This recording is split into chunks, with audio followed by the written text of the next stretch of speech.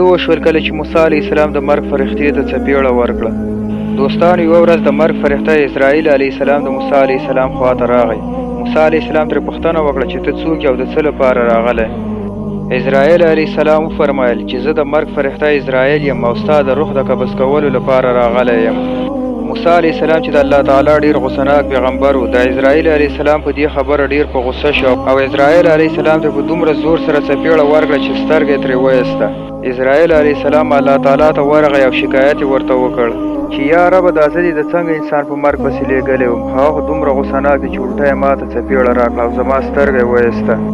نو الله تعالی موسی علیه السلام ته وحی وکړه چې ای موسی که ته غواړې د یو غوایي په ملا خپل لاس تیر کړه چې ستا د لاس لاندې څومره هم ویښتان راشي زه به تا ته هغومره کاله عمر درکړم.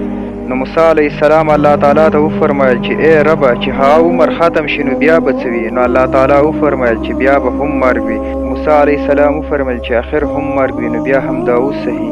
نو بیا موسی علیه السلام د مرګ فرښتې اسرائیل ته وفرمایل چې زما روح قبض کړه.